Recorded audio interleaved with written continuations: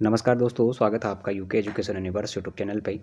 साथ ही परीक्षावाणी संक्षिप्त अवलोकन सीरीज पे फिर से एक बार आप लोगों का स्वागत है। दोस्तों, इससे पहले हमारी 45 वीडियो कंप्लीट हो चुकी हैं। आज हम 46वां वीडियो लेकर आ रहे हैं, जिसमें फिर से हम लोग 50 क्वेश्चनों पर डिस्कस करेंगे। वन लाइनर फॉर्मेट में इसको हम खत्म करने का प्रयास करेंगे। बहुत जल्द आप लोगों की जो ये सीरीज है ये खत्म हो जाएगी। उसके बाद हम लोग MCQ फॉर्मेट में उत्तराखंड के करंट अफेयर पर डिस्कस करने वाले हैं। दोस्तों, आज का पहला क्वेश्चन है, आगरा में कुमाऊं रेजिमेंट का गठन कब हुआ था? तो दोस्तों, आगरा में जो कुमाऊं रेजिमेंट का गठन है ये अक्टूबर 1945 में किया गया था। अगर आप लोगों से पूछा जाता है कि आगरा से कुमाऊं रेजिमेंट का जो मुख्यालय है उसको रानीखेत कब लाया जाता है, तो आप लोग डेट याद रखेंगे 1948 में। कारगिल युद्ध में महत्वपूर्ण भूमिका निभाई। तो दोस्तों, कुमाऊं की जो पहली बटालियन है हमारी, तो फर्स्ट बटालियन ने कारगिल जो युद्ध है उसमें मुख्य भूमिका हमारी निभाई थी। तो ये क्वेश्चन आप लोगों के लिए थोड़ा सा इंपॉर्टेंट देखने को मिलता है। किस वर्ष कुमाऊं रेजिमेंट का मुख्यालय रानीखेत लाया गया? तो दोस्तों, मई 1948 में जो कुमाऊं रेजिमेंट का मुख्यालय है वो आगरा से हमारा रानीखेत लाया गया था। दोस्तों, इससे पहले वाले वीडियो में मैंने बताया था कि रानीखेत किस नदी के किनारे पर बसा है।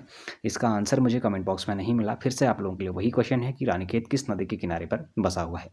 गढ़वाल राइफल का गठन कब किया गया था? तो दोस्तों, गढ़वाल राइफल्स का जो गठन है वो 5 मई 1887 ईस्वी को किया गया था और अल्मोड़ा में इसकी स्थापना की जाती है। अच्छा दोस्तों, इसकी जो शाखा है उसको पौड़ी गढ़वाल में कब स्थानांतरित किया गया था? इसका आंसर आप लोग मुझे कमेंट बॉक्स में बताएंगे। गढ़वाल राइफल्स किसके सुझाव पर बनी? तो दोस्तों, जो गढ़वाल राइफल है ये बलभद्र सिंह नेगी के सुझाव पर बनती है। गढ़वाल राइफल्स का मुख्यालय लैंसडाउन कब बनाया गया? तो दोस्तों, ये आपका नवंबर 1987 में आपका गढ़वाल इसका मुख्यालय बनाया गया था। अच्छा, डेट आप लोग मुझे कमेंट बॉक्स में ज़रूर बताएंगे। मैं इसका नवंबर 1887 आपको बता दिया है। नेहरू पर्वतारोहण संस्थान कहाँ स्थित है? तो दोस्तों, जो नेहरू पर्वतारोहण संस्थान है, यानी कि निम के रूप में हम इसको जानते हैं, NIM के रूप में, यहाँ पर पर्वतारोहण का बेसिक कोर्स भी हमारा किया जाता है, जो करवाया जाता है। तो 1965 में इसकी स्थापना आपकी उत्तरकाशी जनपद में की जाती है। नैनीताल पर्वतारोहण क्लब की स्थापना कब की गई? तो दोस्तों, नैनीताल पर्वतारोहण क्लब की स्थापना आपकी 1968 में की जाती है और नैनीताल जनपद के अंतर्गत ये हमारी देखने को मिलती है। औली में स्कीइंग महोत्सव की शुरुआत हुई। तो दोस्तों, औली में जो स्कीइंग महोत्सव है ये गढ़वाल मंडल विकास निगम के द्वारा 1987 से की जाती है। इसका अगर उद्घाटन बोलेगा तो 1983 में इंदिरा गांधी के द्वारा इसका उद्घाटन कर लिया जाता है और गढ़वाल मंडल विकास निगम के द्वारा यहाँ पर जो औली में स्कीइंग महोत्सव है इसका जो आयोजन है, यानी फिर शीतकालीन जो महोत्सव है ये 1987 से करवाया जाता है। अगर बात करेंगे पंडित नैन सिंह रावत माउंटेनरी प्रशिक्षण केंद्र कहाँ है? तो दोस्तों, पंडित नैन सिंह रावत जो माउंटेनरी प्रशिक्षण केंद्र है ये मुंशियारी जनपद में हमारा मुंशियारी में देखने को मिलता है, जो कि पिथौरागढ़ जनपद के अंदर पड़ता है, सॉरी। फिर बात करेंगे महाराणा प्रताप स्पोर्ट्स कॉलेज कहाँ है? तो दोस्तों, महाराणा प्रताप जो स्पोर्ट्स कॉलेज है ये आपका देहरादून जनपद में देखने को मिलता है, जो कि रायपुर में हमारा स्थित है। राज्य में फुटबॉल अकादमी स्थित है। तो दोस्तों, राज्य में देहरादून में हमारी फुटबॉल अकादमी स्थित है। अच्छा दोस्तों, राज्य को अगर राज्य खेल फुटबॉल को कब राज्य खेल का दर्जा दिया गया? तो दोस्तों, 2011 में ही दिया गया था। और जो आप में राज्य में जो फुटबॉल अकादमी है इसकी स्थापना भी 2011 में ही हमारी देहरादून में करी जाती है। राजीव गांधी अंतर्राष्ट्रीय क्रिकेट स्टेडियम कहाँ है? तो दोस्तों, राजीव गांधी अंतर्राष्ट्रीय क्रिकेट स्टेडियम हमारा रायपुर देहरादून में है।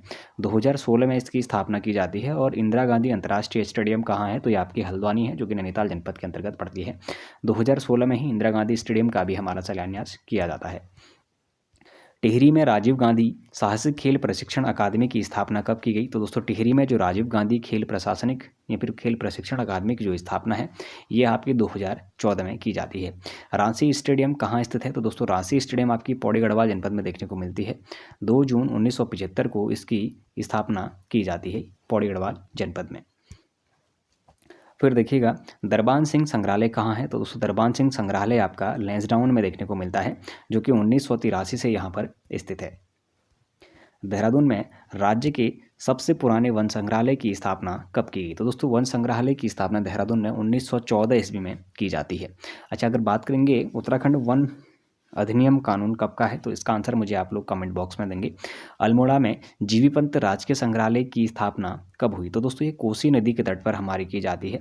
और कोसी के तट पर कहने का मतलब ये है कि कटारमल जो सूर्य मंदिर है इसके आसपास में देखने को मिलती है। 1979 में इसकी स्थापना की जाती है। Jim Corbett national park museum कहाँ स्थित है? तो दोस्तों, जिम कॉर्बेट नेशनल पार्क जो म्यूजियम है ये कालाढूंगी में है। अगर बात करें तो दोस्तों, जिम कॉर्बेट राष्ट्रीय उद्यान जो है इसकी स्थापना आपकी 1936 में होती है। 520 वर्ग किलोमीटर क्षेत्रफल में हमारा एक राष्ट्रीय उद्यान फैला हुआ देखने को मिलता है। अच्छा दोस्तों, इसका पहले नाम हेली नेशनल पार्क के रूप में था। अच्छा, इसका नाम जिम कॉर्बेट नेशनल पार्क कब रखा गया, इसका आंसर आप लोग मुझे कमेंट बॉक्स में देंगे। राज्य में हिमालयन सांस्कृतिक केंद्र स्थित है, तो दोस्तों राज्य में जो हिमालयन सांस्कृतिक केंद्र है ये देहरादून में देखने को मिलता है। लोक संस्कृत संग्रहालय 1983 में स्थित है, यानी कि 1983 से स्थित है। दोस्तों लोक संस्कृति संग्रहालय की अगर बात करेंगे तो ये आपका खोटानी भीमताल में देखने को मिलता है। अगर इसको स्थानांतरित करने का अगर श्रेय किसको जाता है तो ये आपका यशोधर मठपाल को जाता है। हिमालय पुरातत्व एवं नरवंशीय संग्रहालय कहाँ है, तो दोस्तों हिमालय पुरातत्व एवं नरवंशीय जो संग्रहालय है ये श्रीनगर में देखने को मिलता है। 1980 से यहाँ पर स्थापित है। मौलाराम चित्र संग्रहालय कहाँ है, तो दोस्तों मौलाराम चित्र संग्रहालय आपका श्रीनगर में देखने को मिलता है। अच्छा, मौलाराम के चित्रों को प्रसिद्धि दिलाने का श्रेय किसे जाता है, तो आपका बैरिस्टर मुकुंदी लाल आप लोग आंसर करेंगे। फिर देखिएगा उत्तरकाशी में हिमालयन संग्रहालय की स्थापना कब की गई, तो दोस्तों उत्तरकाशी में जो हिमालयन संग्रहालय है इसकी स्थापना 1965 में की जाती है। हेमवती नंदन बहुगुणा राजकीय संग्रहालय कहाँ है, तो दोस्तों हेमवती नंदन बहुगुणा जो राजकीय संग्रहालय है ये बधाणी गाँव पौड़ी गढ़वाल में देखने को मिलती है। ट्राइबल हेरिटेज म्यूजियम स्थापित है, तो दोस्तों ट्राइबल हेरिटेज जो म्यूजियम है ये मुंशियारी में देखने को मिलता है। सन 2000 में इसकी स्थापना की जाती है। शंकराचार्य माधवाचार्य पर्वतीय लोक संग्रहालय यानी कि 2019 से स्थित है, कहाँ पर, तो दोस्तों बेंजी रुद्रप्रयाग जनपद में देखने को मिलता है। देश का पहला cartographic museum George Everest house museum स्थित है, तो दोस्तों जॉर्ज एवरेस्ट जो म्यूजियम है या फिर जॉर्ज एवरेस्ट जो हाउस है ये आपका मसूरी में देखने को मिलती है। 1832 में इसकी जो स्थापना है ये आपका मसूरी में की जाती है। राज्य का प्रथम मिट्टी संग्रहालय कहाँ स्थित है, तो दोस्तों राज्य का जो प्रथम मिट्टी संग्रहालय है यह आपका हल्द्वानी जनपद में देखने को मिलता है। टिहरी के अंजनी सैण में श्री भुवनेश्वरी आश्रम की स्थापना किसके द्वारा की जाती है, तो दोस्तों टिहरी के जो अंजनी सैण है वहाँ पर भुवनेश्वरी आश्रम की जो स्थापना है वो स्वामी मनमंथन के द्वारा 1977 ईस्वी में की जाती है। खुशहाल बच्चा खुशहाल समाज आप लोगों ने एक नारा सुना होगा, ये भी आपका जो भुवनेश्वरी आश्रम है उससे संबंधित देखने को मिलता है, तो आप लोगों की परीक्षा के लिए इंपॉर्टेंट है। कल्याण सिंह रावत मैती आंदोलन या फिर मैती द्वारा हिमालय वन्यजीव संस्थान की स्थापना कब की गई, तो दोस्तों कल्याण सिंह रावत जी को हमारा मैती के रूप में जाना जाता है। अच्छा, मैती आंदोलन आपका कब का था, तो आप लोग 1996 को आंसर करेंगे। कहीं कहीं पर 1995 भी दिया है लेकिन आयोग के द्वारा 1996 को इसका आंसर मान दिया गया है, तो आप लोग 1996 को ही पहला रेफरेंस देंगे। आप लोगों से कह रहा है कि मैती आंदोलन के जो प्रवर्तक हैं हमारे कल्याण सिंह रावत जी, इनके द्वारा हिमालय वन्यजीव संस्थान की स्थापना कब की जाती है, तो दोस्तों 1974 में हिमालयन वन्यजीव संस्थान की स्थापना की जाती है। तो मानव उत्थान सेवा समिति की स्थापना की, तो दोस्तों मानव उत्थान जो सेवा समिति है इसकी स्थापना सतपाल महाराज के द्वारा की जाती है। हरिद्वार में गायत्री शक्तिपीठ की श्री राम 1971 में स्थापना किसने की, दोस्तों जो आपका गायत्री शक्तिपीठ है इसकी जो स्थापना है शांतिकुंज के बारे में बात की जा रही है। 1971 में जो शांतिकुंज है इसकी स्थापना आचार्य स्वामी को देखने को मिलता है।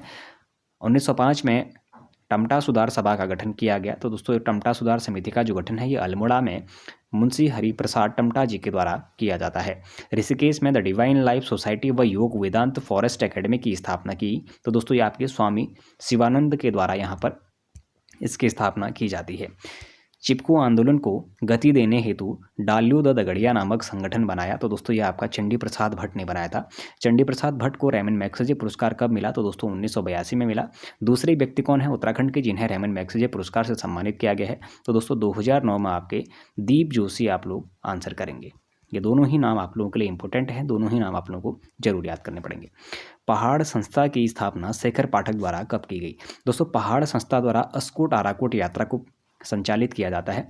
1973-74 से आपकी अस्कोट आराकोट यात्रा का प्रारंभ होता है, लेकिन जो आपकी पहाड़ संस्था है ये 1974 की नहीं है, पहली गलती करने से आप लोग बचें।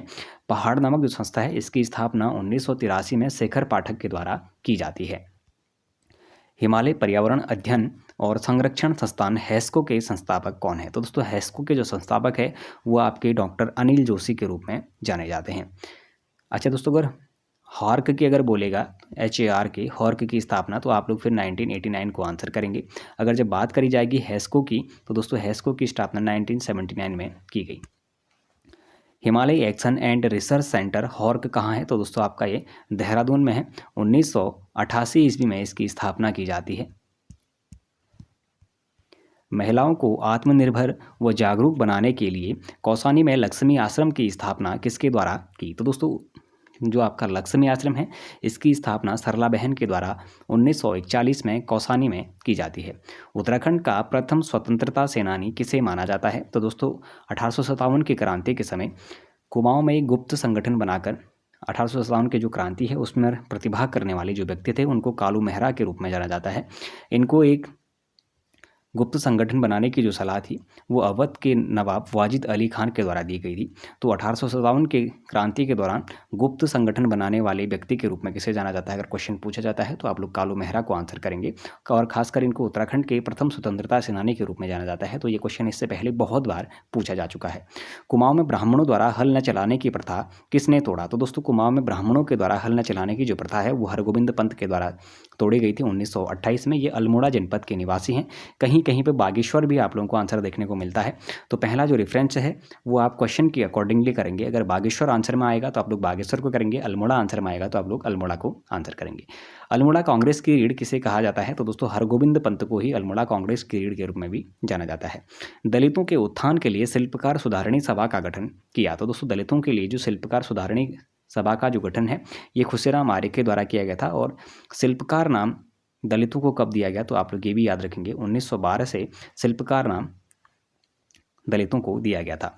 पंडित गोविंद बल्लभ पंत को नेहरू जी क्या कहते थे? तो दोस्तों पंडित गोविंद बल्लभ पंत जी को नेहरू जी आपके हिमालय पुत्र के रूप में जाने जाते थे, क्योंकि एक आंदोलन के दौरान यानी कि भारत छोड़ो आंदोलन के दौरान जब लाठी खाने की जब बात आई थी तो वहाँ पर नेहरू को बचाने पर इनका महत्व देखने को मिलता है, बहुत बड़ी भूमिका इनकी रहती है। तो नेहरू जी के द्वारा कथन कहा जाता है कि हिमालय का वह पुत्र हिमालय जितना महान है करके कथन उनके लिए कहा जाता है। गोविंद बल्लभ पंत के साथी उन्हें क्या कहते थे? तो दोस्तों गोविंद बल्लभ पंत के साथी उन्हें गोविंद बल्लभ महाराष्ट्र के रूप में जानते थे। जीबी पंत उत्तर प्रदेश के मुख्यमंत्री रहे। तो दोस्तों गोविंद बल्लभ पंत जी हमारे 1946 से लेके 1954 तक उत्तर प्रदेश के मुख्यमंत्री रहे।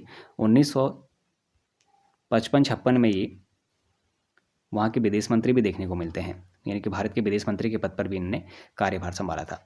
जीबी पंत द्वारा प्रेम सभा की स्थापना कब और कहाँ की जाती है? तो दोस्तों जीबी पंत के द्वारा जो आपके प्रेम सभा की स्थापना है ये 1914 में की जाती है और काशीपुर में इसकी स्थापना इनके द्वारा की जाती है। दोस्तों 1903 में इनके द्वारा एक हैप्पी क्लब की स्थापना भी करी जाती है। तो ये भी आप लोग जरूर याद रखेंगे।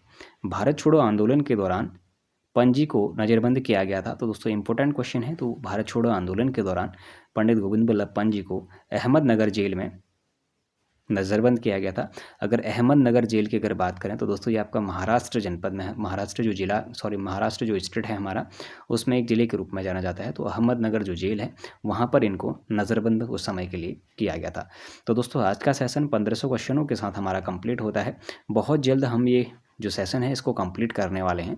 उसके बाद हम लोग ग्रीन टर्न को शुरू करेंगे, यानी कि ग्रीन टर्न में आपके जो करंट अफेयर है उसमें लगभग मोस्टली देखा जाए तो दोस्तों लगभग 1000 से 1200 के आसपास तक क्वेश्चंस देखने को मिलेंगे, जिसमें पूरे ईयरली जो करंट अफेयर है वो हम डिस्कस करने वाले हैं। और उसमें कहीं ना कहीं आप लोगों के उत्तराखंड पुलिस दरोगा वाले जो अभ्यर्थी हैं, उत्तराखंड पुलिस कांस्टेबल वाले जो अभ्यर्थी हैं, अगर देखा जाए उत्तराखंड फॉरेस्ट गार्ड वाले जो अभ्यर्थी होंगे उनके लिए जो काफ़ी महत्वपूर्ण रहने वाली है, जो ग्रीन टर्न बुक के माध्यम से हम करंट अफेयर को भी खत्म करेंगे। तो दोस्तों अगर आप लोगों को ये सेशन हमारी अच्छी लग रही हो तो आप लोग चैनल को जरूर सब्सक्राइब करें, अपने दोस्तों के साथ चैनल को जरूर शेयर करें, बाकी लाइक करें, कमेंट करें और बने रहिएगा UK education universe YouTube channel के साथ। धन्यवाद।